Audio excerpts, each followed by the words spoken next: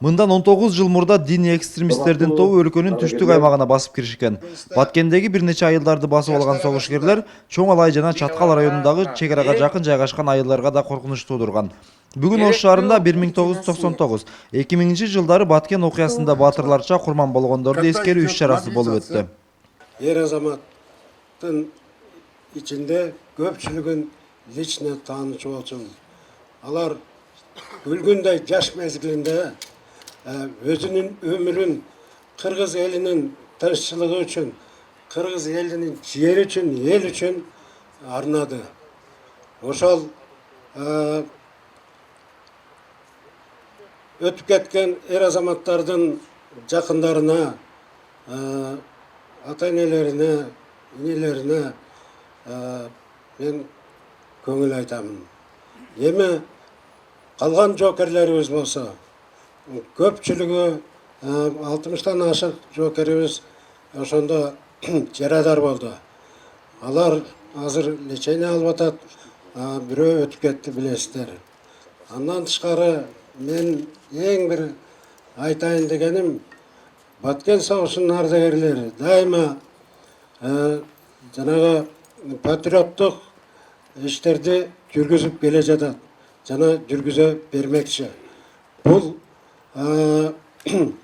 патриоттук балдарыбыздын патриоттук сезимин көтөрүш үчүн кандайдыр бир өзүбүздүн көрсөткөн биздин эр азаматтарыбыздын көрсөткөн эрктерин элге жайылтып, ошону айтып, жаштарды ошондой болууга үндөш керек.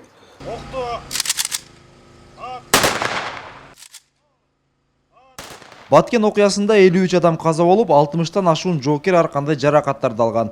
Ошол күндөн тарта ар жылы 26 октябрь күнү каза болгондорду эскерүү болуп келет.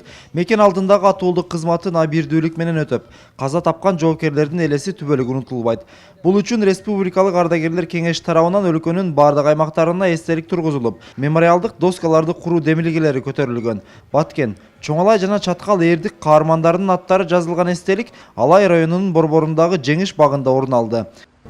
Ушу Алай өрөөнүндө жеринде курман жататкан урпактарына эстелик тургузуп атканыбызга биз сыймыктанабыз. Эмне үчүн дегенде, бул военный патриотический воспитанияны өстүрөт. Келе өсүп бараткан муундардын жүрөгүн жылыта турган жерлер да. Эч качан биздин баатырлар унутулбайт. Баткен окуясында батырларча курман болгон 7 батырды эскерүү жыл сайын жоокерлер каза болгон аймакта белгиленүүдө. 7 батырдын эстелигинин аянтчасында өткөн иш-чарада атуулдук милдетин аткарган жоокерлердин эрдиктери айтылды. Ошондой эле жергиликтүү бийлик менен бир топ жеңилдиктер каралганын белгилешти. Биздин Жалал Абад шаардык мэрия тарабынан, депутаттар тарабынан колдоо көрсөтүп, ошо баткенчилерди мына 6-7 жыл болду. Баткен согушунун ардагерлеринин үй бүлөсүнө бакча, садиктер бекер. Анан мектепте ар кандай топтолуу жыйын акчалардан алынбайт. Анан Баткен согушунун ардагерлеринин балдарын лагерлерге бекер жөнөтөбүз. Анан больницалар бекер каралат бизде. Эми бул деген мен ойлойм биздин ушу кеңештин аракети менен болгон. Себеби бала илебесе эмчек адия дегендей, ошо биз менен кошо чуркаган балдарыбыз бар. Ошо мезгилде өзүбүздүн эркектик милдетти орустар убагында аткарсак дагы, мына мекен муктаж болгондо, душмандар келгенде ушу бала чакабызды, ата-энебизди таштап атуулдук парызды аткардык. Баткен окуясында курман болгон жоокерлерди эскерүү күнү аймактарда өтүүдө.